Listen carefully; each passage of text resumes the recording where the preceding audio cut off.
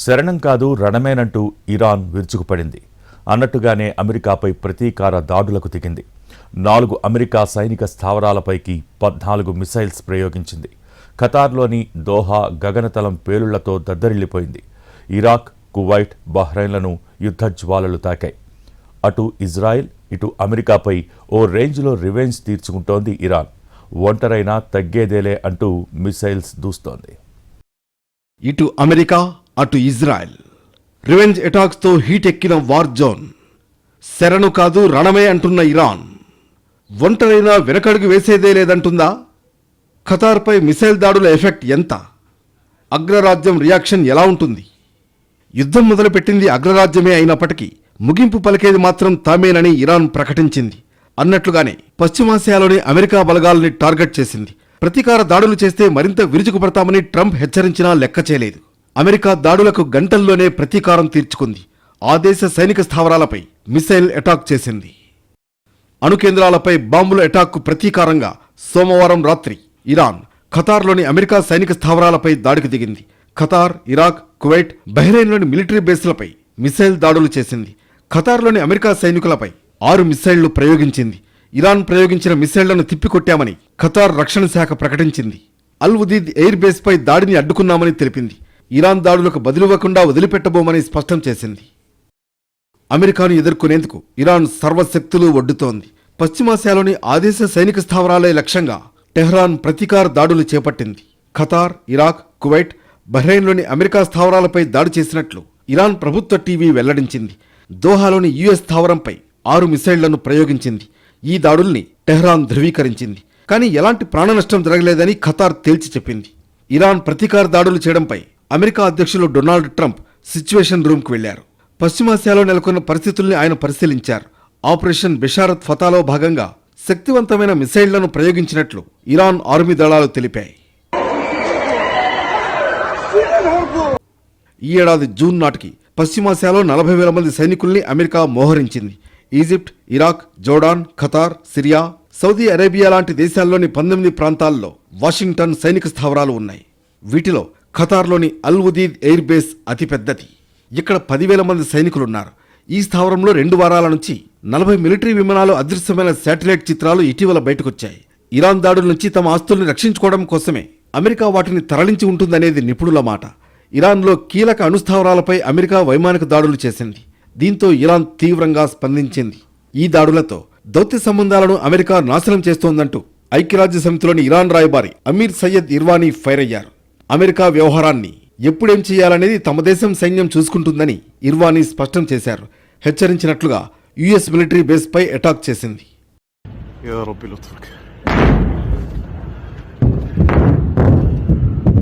ఆదివారం ఇరాన్లోని ముఖ్య అణుస్థావరాలు ఫోర్డౌ, Natanz, Isfahan పై America వైమానిక దాడులు నిర్వహించింది. ఈ క్రమంలో ఐక్యరాజ్య సమితిలోని భద్రతా మండలి అత్యవసర సమావేశం నిర్వహించింది. అంతర్జాతీయంగా శాంతి భద్రతలకు పొంచి ఉన్న ముప్పుపై చర్చించింది. ఈ యుద్ధంలో జోక్యం చేసుకోవద్దంటూ అమెరికాను పదే పదే తాము సూచించినట్లు ఇరాన్ రాయబారి అమీర్ సయ్యద్ ఇర్వానీ వివరించారు. ఈ నెల 13, 21న ఇరాన్పై ఇజ్రాయెల్, యుఎస్ నిర్వహించిన దాడుల్ని ఇర్వానీ ఖండించారు. ఈ 2 దేశాలు అంతర్జాతీయ చట్టాల్ని అతిక్రమించాయని సీరియస్ అయ్యారు.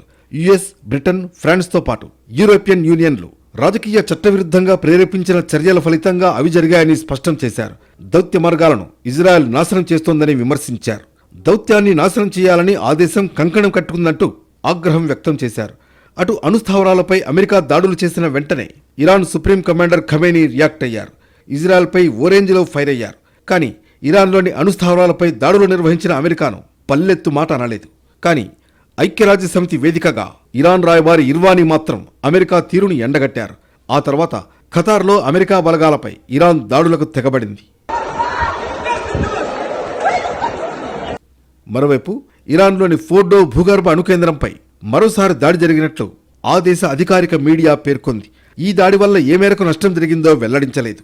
అమెరికా ఇరాన్లోని 3 అణుకేంద్రాలపై దాడి చేసిన 24 గంటల తర్వాత మళ్లీ అదే తరహా అటాక్ జరగడం హైలైట్. ఈ దాడి ఎవరు చేశారు అనేది మాత్రం చెప్పలేదు. ఇజ్రాయెల్తో ఘర్షణ కొనసాగుతున్న వేళ ఆ దేశమే దాడి చేసిందన్న ఊహాగానాలు వినిపిస్తున్నాయి. అమెరికా ఆదివారం చేసిన ఫస్ట్ అటాక్ వల్ల ఇరాన్లోని ఫోర్డో అణుకేంద్రంలో భారీ విధ్వంసం జరిగిందని అంతర్జాతీయ అణుశక్తి సంస్థ అధిపతి రాఫెల్ మ్యారియోనో గ్రాస్సీ వియన్నాలో ప్రకటన చేశారు. ఆ నష్టం ఏ స్థాయిలో ఉంటుందో ప్రస్తుతం IAEA సహా ఎవరూ పూర్తిగా అంచనా వేయలేరని స్పష్టం చేశారు. అమెరికా ఇరాన్లోని అణు కేంద్రాలపై బంకర్ బస్టర్ బాంబులు వేసింది. వీటి ధాటికి తీవ్రమైన కంపనాలు వెలువడ్డాయి. దీంతో అక్కడ గణనీయమైన స్థాయిలో నష్టం జరిగింది. అమెరికా, ఇజ్రాయెల్లు సంయుక్తంగా తమ ప్రధాన అణు కేంద్రాలపై దాడి చేయడాన్ని ఇరాన్ ఖండించింది. తర్వాత ఇజ్రాయెల్పై క్షిపణులు, డ్రోన్లతో విరుచుకుపడింది. అంతేకాదు అమెరికా సైనిక స్థావరాలపై దాడి చేసేందుకు తమ సైన్యానికి పూర్తి స్వేచ్ఛ ఇచ్చామని వార్నింగ్ ఇచ్చింది. ఇరాన్ ఇప్పటికే ఆపరేషన్ ట్రూ ప్రామిస్ 3 చేపట్టి ఇజ్రాయెల్లోని ఉత్తర, మధ్య ప్రాంతాలపై భీకర దాడులు చేస్తోంది. ముఖ్యంగా ఇజ్రాయెల్ ప్రధాన నగరాలైన హైఫా, టెల్ అవీవ్లే లక్ష్యంగా క్షిపణి దాడులు కొనసాగిస్తోంది. కానీ తమ రక్షణ వ్యవస్థలు వాటిని సమర్థవంతంగా తిప్పికొడుతున్నాయని ఇజ్రాయెల్ చెబుతోంది. మరోవైపు జెరూసలేంలో కూడా భారీగా పేలుళ్లు వినిపించాయి. ఏ మేరకు నష్టం జరిగిందో తెలియలేదు. అటు ఇజ్రాయెల్ దాడుల పరంపరను కొనసాగిస్తూనే ఉంది. యుద్ధ విమానాలతో మరోసారి విరుచుకుపడింది. ఇరాన్లోని పశ్చిమ, తూర్పు, మధ్య ప్రాంతాల్లోని 6 వైమానిక స్థావరాలపై సోమవారం భీకర దాడులు చేసింది. ఈ దాడుల్లో ఒక రీఫ్యూయలింగ్ విమానం, F-14, F-5, AH-1 రకం 15 యుద్ధ విమానాలు, పలు హెలికాప్టర్లు ధ్వంసమయ్యాయి. ఉపరితలం నుంచి ఉపరితలానికి ప్రయోగించే మిసైళ్లను నిల్వ చేసిన గోదాంను, పెద్ద సంఖ్యలో మిసైల్ లాంచ్ ప్యాడ్లను సెంట్రల్ ఇరాన్లోని కర్మన్షా ఏరియాలో ఇజ్రాయలీ ఫైటర్ జెట్లు ధ్వంసం చేశాయి. తమ ఫైటర్ జెట్లపై దాడి కోసమే ఆయా మిసైళ్లు, యుద్ధ విమానాలను ఇరాన్ సిద్ధంగా ఉంచిందని IDF ఆరోపించింది. తమ దాడుల్లో పలు భూగర్భ బంకర్లు కూడా ధ్వంసమయ్యాయని తెలిపింది. ఇజ్రాయెల్ చేసిన వైమానిక దాడులు ఇరాన్ రాజధాని టెహ్రాన్ చుట్టుపక్కల ప్రాంతాలను తాకాయని ప్రత్యక్ష సాక్షులు అంటున్నారు. ఇజ్రాయెల్ రక్షణ కోసం ఇరాన్ గగనతలంపై పట్టును పెంచుకునేందుకు తమ దాడులు ఇకపైనా కొనసాగుతాయని IDF స్పష్టం చేసింది. ఇరాన్ మిసైల్ దాడుల నుంచి తమ దేశాన్ని కాపాడుకుంటామంటోంది. తాము దాడికి పాల్పడిన ఇరాన్లోని మెహ్రాబాద్, మషద్, డెజ్ఫుల్ వైమానిక స్థావరాల ఫోటోల్ని ఇజ్రాయెల్ ఆర్మీ విడుదల చేసింది. ఇక ఈ వైమానిక స్థావరాల నుంచి ఇరానీ విమానాలు టేకాఫ్ కాలేవని తెలిపింది. నిఘా వర్గాల నుంచి అందిన పక్కా సమాచారం ప్రకారమే ఈ దాడులు చేశామని చెప్పింది. ఇక ఖతార్లో ఇరాన్ దాడులతో 2 ఎయిర్ ఇండియా విమానాలను దారి మళ్లించారు. కువైట్కు బయలుదేరిన ఆకాశ విమానం AKJ 571 దాడులతో ముంబైకి తిరిగొచ్చింది. ఇరాన్ మిసైల్ అటాక్తో సమీప దేశాలు అలర్ట్ అయ్యాయి. ఖతార్, బహ్రెయిన్, కువైట్ గగనతలాల్ని మూసేశాయి. వందల సంఖ్యలో విమానాలు నిలిచిపోయాయి. భారతీయులు సహా వేలాది మంది ఎక్కడికక్కడే చిక్కుకుపోయే పరిస్థితులు తలెత్తాయి. గల్ఫ్ దేశాల్లోని ప్రవాసులు ఆందోళన చెందుతున్నారు. బయటకు రావద్దని ఖతార్లోని తమ పౌరులకు భారత్, అమెరికా, బ్రిటన్ ఎంబసీలు అడ్వైజరీలు జారీ చేశాయి. అక్కడి ప్రభుత్వ ఆదేశాల్ని పాటించాలని సూచించాయి. పశ్చిమాసియాలో రోజురోజుకు ఉద్రిక్తతలు పెరుగుతున్నాయి. ఆపరేషన్ రైజింగ్ లయన్ పేరుతో ఇరాన్పై భీకర దాడులు చేస్తున్న ఇజ్రాయెల్కు సపోర్టుగా అమెరికా వార్ జోన్లోకి ఎంటర్ అయింది. ఇరాన్, ఇజ్రాయెల్ మధ్య జరుగుతున్న యుద్ధంలో అగ్రరాజ్యం నేరుగా తలదూర్చింది. ఇరాన్లోని 3 ప్రధాన అణు కేంద్రాలపై బంకర్ బస్టర్ బాంబులను వేసింది. ఈ దాడిని తీవ్రంగా ఖండించిన ఇరాన్, అమెరికా అత్యంత ప్రమాదకర వ్యూహంతో రెడ్ లైన్ను క్రాస్ చేసిందని కామెంట్ చేసింది. ఇంతకుముందు ట్రంప్ ఇరాన్లోని అణు కేంద్రాలను ధ్వంసం చేయడమే లక్ష్యంగా దాడులు చేశామన్నారు. ఒకవేళ ఇరాన్ ప్రతీకార చర్యలకు దిగితే మరింత తీవ్రంగా దాడులు చేస్తామని హెచ్చరించారు. అయినా ఇరాన్ వెనక్కి తగ్గలేదు. అమెరికాకు కోలుకోలేని గాయం చేస్తామని ప్రకటించింది. అన్నట్లుగానే ఖతార్లో మిసైల్ అటాక్ చేసింది. ప్రస్తుతం మధ్యప్రాచ్యంలో 10,000 మంది అమెరికన్ సైనికులు ఉన్నారు. వీరు ఉంటున్న స్థావరాలు చాలా వరకు స్వల్ప శ్రేణి ఇరాన్ క్షిపణుల పరిధిలోనే ఉన్నాయి. ఇరాన్ ప్రతీకారంతో రగిలిపోతోంది. అమెరికా దాడులకు రివెంజ్ తీర్చుకుంటోంది. పశ్చిమాసియాలోని 4 US మిలిటరీ బేస్లపై విరుచుకుపడింది. దోహా నగర సమీపంలోని అమెరికా ఎయిర్ బేస్ పై 6 స్వల్ప శ్రేణి, మధ్యస్థాయి బ్యాలిస్టిక్ క్షిపణుల్ని ప్రయోగించింది. ఈ దాడులకు ఇరాన్ ఆపరేషన్ బేషరత్ ఫతాహ్ అని పేరు పెట్టింది. ఇరాక్లోని ఐన్ అల్ అసద్ బేస్ పై ఇరాన్ రాకెట్లను ప్రయోగించింది. ఇక్కడ ఏ స్థాయిలో ధ్వంసం జరిగిందనేది తెలియరాలేదు. అయితే క్షిపణులను తమ గగనతల రక్షణ వ్యవస్థలు విజయవంతంగా అడ్డుకున్నాయని అమెరికా ప్రకటించింది. ఇరాన్ అటాక్స్తో ట్రంప్ రంగంలోకి దిగారు. వైట్ హౌస్లోని సిచ్యుయేషన్ రూమ్కు వెళ్లి తాజా పరిస్థితిపై రక్షణ మంత్రి Hegseth, joint chief chairman general Dan Caine ఉన్నతాధికారులతో ట్రంప్ సమీక్ష జరిపారు. ఇరాన్ మిసైల్ అటాక్స్ను ట్రంప్ సీరియస్గా తీసుకున్నారు. దీంతో ఇకపై అమెరికా దూకుడు ఎలా ఉండబోతుందనేది ఉత్కంఠ రేపుతోంది. పలు దేశాల్లోని స్థావరాలపైకి ఇరాన్ క్షిపణులు దూసుకొస్తూ ఉండడంతో సమీప దేశాలు అలర్ట్ అయ్యాయి. తమ గగనతలాలను మూసివేశాయి. యుద్ధమేఘాలు కమ్ముకోవడంతో విమానాల రాకపోకల్ని నిలిపివేస్తున్నట్లు కువైట్, ఖతార్, బహ్రెయిన్ ప్రకటించాయి. అల్ ఉదీద్ ఎయిర్ బేస్ నుంచి ఈ నెల 19వ తేదీలోపే కీలక యుద్ధ, ఇంధన విమానాలను అమెరికా సురక్షితంగా వేరే చోటుకు తరలించినట్లు తాజా ఉపగ్రహ చిత్రాల ద్వారా వెల్లడైంది. ఉదీద్ బేస్లో ఏకంగా 10,000 మంది అమెరికా సైనికులు ఉంటారు. 25 ఏళ్లుగా దీన్ని అమెరికా వాడుతోంది. ఈ బేస్పై దాడులు చేయబోతున్నట్లు ఖతార్ ప్రభుత్వానికి ఇరాన్ కొన్ని నిమిషాల ముందే సమాచారం ఇచ్చినట్లు తెలుస్తోంది. పేలుళ్ల శబ్దాలు దోహా సిటీ దాకా వినిపించాయి. దీంతో ఎవరూ బయటకు రావద్దని సంస్థలు, విద్యాలయాలు, ఆఫీసులకు ప్రభుత్వం వెంటనే సందేశాలు పంపింది. ఆరుబయటకు రావద్దని ఖతార్లోని తమ పౌరులకు భారత్, అమెరికా, బ్రిటన్ ఎంబసీలు అడ్వైజరీలు జారీ చేశాయి. ఖతార్ గగనతలాన్ని మూసివేయడంతో దోహా సిటీకి వెళ్లాల్సిన 2 ఎయిర్ ఇండియా ఎక్స్ప్రెస్ విమానాలు మార్గమధ్యంలో వెనుదిరిగాయి. కొచ్చి నుంచి మస్కట్కు, అక్కడి నుంచి కన్నూర్కు తిరిగి వచ్చినట్లు ఎయిర్ ఇండియా తెలిపింది. ప్రస్తుతం ఖతార్లో తమ విమానమేదీ లేదని చెప్పింది. ఇరాన్ మిసైల్ అటాక్స్ పై ఫ్రాన్స్ అధ్యక్షుడు ఇమాన్యుయల్ మెక్రాన్ రియాక్ట్ అయ్యారు. ఖతార్కు సంఘీభావం ప్రకటించారు. ఆ దేశంతో సంప్రదింపులు జరుపుతున్నట్లు స్పష్టం చేశారు. ఉద్రిక్తతలు తగ్గించుకోవాలని సూచించారు. ఈ గందరగోళ సమయంలో అన్ని పక్షాలు సంయమనం పాటించాలని, చర్చలు ప్రారంభించాలన్నారు. ఖతార్లోని తమ మిలిటరీ స్థావరాలను ఇరాన్ క్షిపణులు తాకలేదని అమెరికా అధికారి స్పష్టం చేశారు. ఇరాన్ దాడులతో ఖతార్లోని చమురు క్షేత్రాలకు ఎలాంటి ఆటంకం కలగలేదని తెలుస్తోంది. ఖతార్పై ఇరాన్ దాడిని సౌదీ అరేబియా తీవ్రంగా ఖండించింది. పొరుగు దేశమైన ఖతార్పై టెహ్రాన్ దూకుడుగా వ్యవహరించిందని అంటోంది. ఇరాన్ అంతర్జాతీయ నిబంధనలను ఉల్లంఘిస్తోందని ఆరోపించింది. దేశాల మధ్య స్నేహపూర్వక సంబంధాలను ఇరాన్ దెబ్బతీస్తోందని స్పష్టం చేసింది. అటు అగ్రరాజ్యం అమెరికాతో సోమవారం ఇజ్రాయెల్ ఇరాన్పై చెలరేగిపోయింది. కారాగారం, మిలిటరీ విమానాశ్రయాలు, స్వచ్ఛంద సంస్థలు, రెవల్యూషనరీ గార్డ్ కోర్ ప్రధాన కార్యాలయం, అణు కేంద్రం, ప్రభుత్వ ఆఫీసులు ఇలా ఇరాన్లోని భిన్న రంగాల భవనాలపై క్షిపణి దాడులతో ఇజ్రాయెల్ పేలుళ్ల మోత మోగించింది. కీలక ఫోర్డో పర్వతగర్భ యురేనియం శుద్ధి కర్మాగారంపై తన వంతుగా క్షిపణి దాడులు చేసింది. 1000 కేజీల బాంబులను అమెరికా పడేసి విధ్వంసం సృష్టించిన మరుసటి రోజే ఇజ్రాయెల్ ఇదే న్యూక్లియర్ సెంటర్పై దాడులకు దిగింది. టెహ్రాన్లోని మిలిటరీ కేంద్రాలపై ఏకంగా 50 యుద్ధ విమానాలతో ఇజ్రాయెల్ విరుచుకుపడింది. 6 ఇరాన్ ఆర్మీ ఎయిర్పోర్ట్లలో నిలిపి ఉంచిన F-15, F-5, AH-1 విమానం సహా 15 యుద్ధ విమానాలు, హెలికాప్టర్లను ధ్వంసం చేసింది. రన్వేలపై బాంబులేసింది. టెహ్రాన్లోని Palestine square, revolutionary guard corps ప్రధాన కార్యాలయంపై, బసీజ్ వాలంటీర్ కోర్ భవనంపై అటాక్ చేసింది. ఉత్తర టెహ్రాన్లోని మానవతా సంస్థ ఇరానియన్ రెడ్ క్రిసెంట్ భవనంపైన ఇజ్రాయెల్ నిర్దయగా బాంబులేసింది. దీంతో అమెరికా, ఇజ్రాయెల్ దాడులకు ఇరాన్ సైతం ధీటుగా బదులిచ్చింది. ఆపరేషన్ ట్రూ ప్రామిస్ 3 పేరిట హైఫా, టెల్ అవీవ్ నగరాలపై క్షిపణులు, డ్రోన్లతో దాడుల్ని ఉధృతం చేసింది. యుద్ధంలో సాయుధ బలగాలతో పాటు నిరాయుధ ఖైదీలుండే ఎవిన్ జైలుపైన ఇజ్రాయెల్ గురిపెట్టింది. అయితే ఖైదీల గదులపై కాకుండా కారాగారం ప్రధాన ద్వారాన్ని బద్దలు కొడుతూ డ్రోన్ అటాక్స్ చేసింది. దీంతో గేటు తునాతునకలైంది.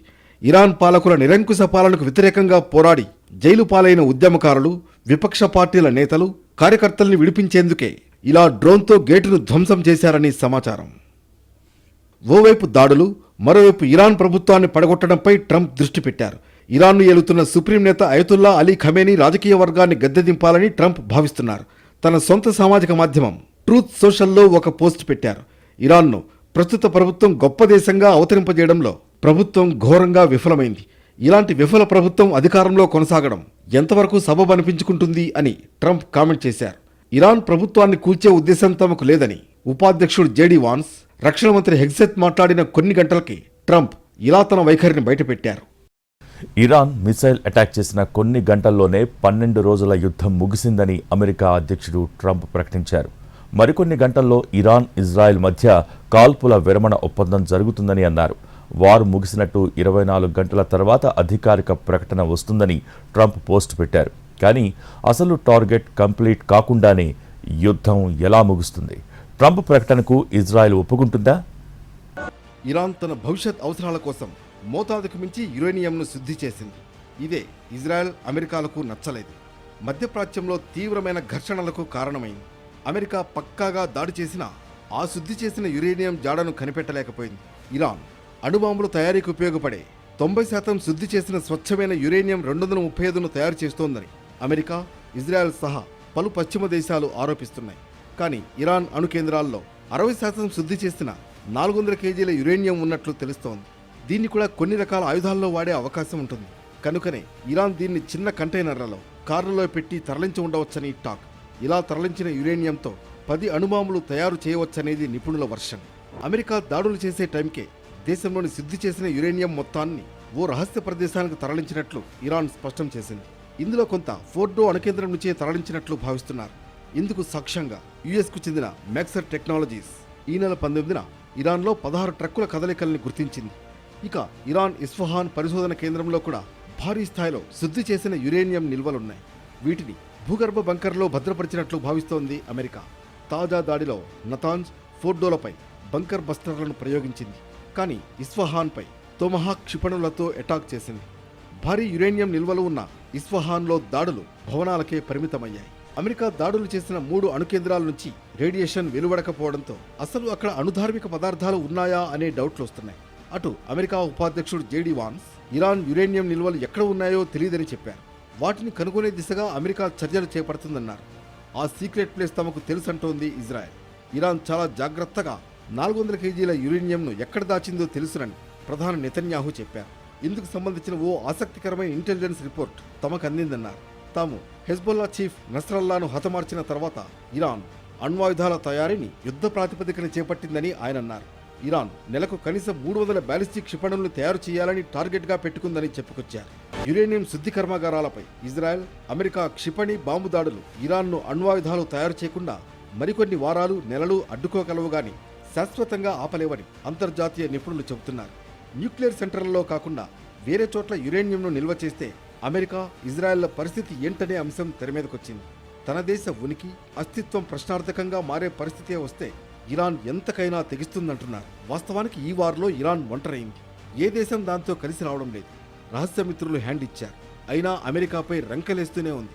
ఇజ్రాయెల్కు మద్దతుగా మిత్రదేశం అమెరికా మెరుపుదాడులు చేయగా అటు ఇరాన్తో సుదీర్ఘకాలంగా స్నేహం చేస్తున్న రష్యా మాత్రం సాయం చేసేందుకు ముందుకు రాకపోవడం ఆశ్చర్యపరుస్తోంది.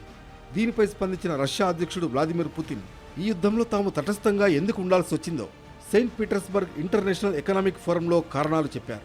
ఒకప్పటి సోవియట్ యూనియన్, ఇప్పటి రష్యన్ ఫెడరేషన్కు చెందిన సుమారు 20 లక్షల మంది ఇజ్రాయెల్లో నివసిస్తున్నట్లు పుతిన్ తెలిపారు. తమ దృష్టిలో ఇజ్రాయెల్ను దాదాపు రష్యన్ మాట్లాడే దేశంగానే పరిగణిస్తామని చెప్పారు. అందువల్లే ఈ ఉద్రిక్తతల్లో రష్యా తటస్థంగా ఉండేందుకు ప్రయత్నిస్తోందని పుతిన్ క్లారిటీ ఇచ్చారు. మిత్ర దేశాల అంశంలో రష్యా నిజాయితీని విమర్శిస్తున్న వారంతా రెచ్చగొట్టే చర్యలకు పాల్పడేవారేనని పుతిన్ ఫైర్ అయ్యారు. రష్యా మాజీ అధ్యక్షుడు దిమిత్రి మెద్వదేవ్ ఇరాన్కు అణ్వాయుధాలను సరఫరా చేసేందుకు చాలా దేశాలు సిద్ధంగా ఉన్నాయన్న వ్యాఖ్యల నేపథ్యంలో తటస్థంగా ఉంటామంటూ పుతిన్ వివరణ ఇవ్వడం ప్రాధాన్యత సంతరించుకుంది. మరోవైపు ఇజ్రాయెల్ నిఘా వర్గాలు ఇప్పటికే తమ ప్రభుత్వంలోని వివిధ స్థాయిల్లోకి చొరబడినట్లు ఇరాన్ అనుమానిస్తోంది. ఈ క్రమంలోనే సుప్రీం లీడర్ భద్రత కోసం ఎవరికీ తెలియని అత్యంత రహస్య యూనిట్ను రంగంలోకి దించినట్లు తెలుస్తోంది. ముందుగానే తనిఖీ చేసిన సిబ్బంది ఆయనకు రక్షణగా ఉన్నట్లు ఓ అంతర్జాతీయ వార్తా సంస్థ తెలిపింది. ఇటువంటి పరిస్థితుల్లో శత్రువులకు ఎలాంటి అవకాశం లేకుండా ఉంచేందుకు ఎవరికీ తెలియని విభాగం ఆయన భద్రత బాధ్యతలు నిర్వహిస్తోందని చెప్పింది. ఈ రహస్య యూనిట్ 24 గంటలు విధుల్లో ఉందని సంబంధిత వర్గాలు వెల్లడించినట్లు పేర్కొంది. సాధారణ పరిస్థితుల్లో ఖమేని సెంట్రల్ టెహ్రాన్లోని బీత్ రెహబరీగా పిలిచే అత్యంత సురక్షితమైన నివాసంలో ఉంటారు. అక్కడి నుంచే విధులు నిర్వహిస్తారు. ప్రత్యేక సందర్భాల్లో తప్ప చాలా అరుదుగా బయటకొస్తారు. ఇటీవల ఇజ్రాయెల్ ఖమేని నివాసంతో పాటు ఇరాన్ అధ్యక్ష కార్యాలయం ఉండే మునీరియే ప్రాంతంలో వైమానిక దాడులు జరిపింది. అదేవిధంగా ఆయా దాడుల్లో అనేక మంది సీనియర్ సైనికాధికారులు, అణుశాస్త్రవేత్తలను మట్టుబెట్టింది. ఖమేనిని హతమారిస్తేనే యుద్ధం ముగుస్తుందని నెతన్యాహు ఓ ఇంటర్వ్యూలో చెప్పారు. ఈ పరిణామాలతో ఆయన్ను సురక్షిత ప్రాంతానికి తరలించినట్లు తెలుస్తోంది. అమెరికా దాడుల తర్వాత భద్రతను మరింత కట్టుదిట్టం చేశారు. అటు ఇజ్రాయెల్ పెంచి పోషిస్తున్న మొసాద్ ఏజెంట్లు ఇరాన్ను దెబ్బతీస్తున్నారు. వాళ్లు అందిస్తున్న ఖచ్చితమైన సమాచారం ఆధారంగానే ఇరాన్ సైనిక ఉన్నతాధికారుల్ని ఇజ్రాయెల్ లేపేస్తోంది. దీంతో సోమవారం మహమ్మద్ అమీన్ మహదవీ షాయస్తెహ్ అనే మొసాద్ ఏజెంట్ను ఇరాన్ ఉరితీసింది.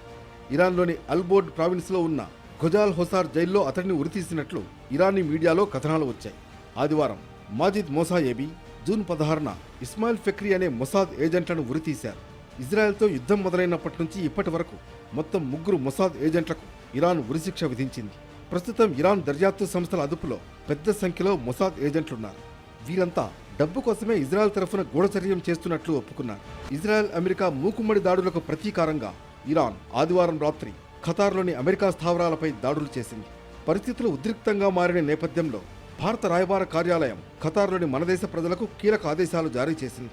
భారతీయ పౌరులు జాగ్రత్తగా ఉండాలని, ఇంటి నుంచి బయటకు రావద్దని స్పష్టం చేసింది. ఎలాంటి ఆందోళనకు గురవద్దని, ఖతార్ అధికారుల ఆదేశాలకు అనుగుణంగా నడుచుకోవాలని పేర్కొంది. అటు ఆపరేషన్ సింధుని వేగవంతం చేసింది కేంద్రం. ఇజ్రాయెల్ ఇరాన్ వారు ప్రభావిత ప్రాంతాల నుంచి భారతీయుల్ని దేశానికి తరలిస్తోంది. ఇప్పటికే వందలాది మంది భారతీయులు స్వదేశానికి చేరుకున్నారు.